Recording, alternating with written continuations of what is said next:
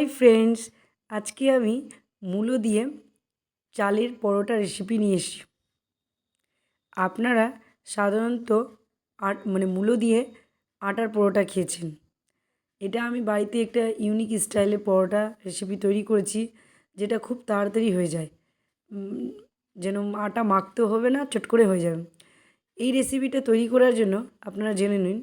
প্রথমে 2 থেকে 3 ঘন্টা চাল ভিজিয়ে রেখে দিব পাত্রে পরিমাণ মতো।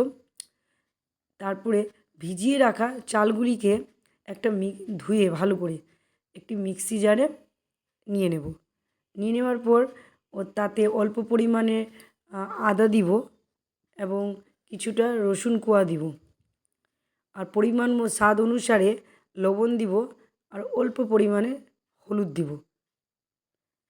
তারপরে এই যে একটা পেস্ট বানিয়ে নিব।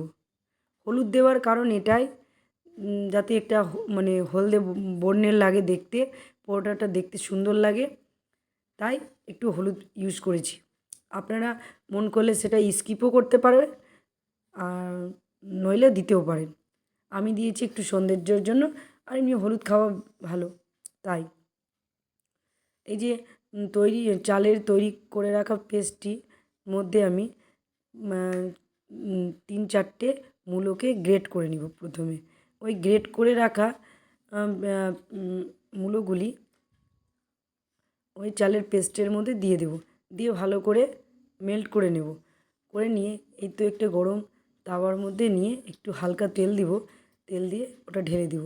দিয়ে আপনাদের এই যে মূলো দিয়ে চালের পরোটা রেসিপি তৈরি, উলটপালট করে নিলেই তৈরি। খুব তাড়াতাড়ি হয়ে যায়, খুব টেস্টি একটা রেসিপি, খুব ইউনিক।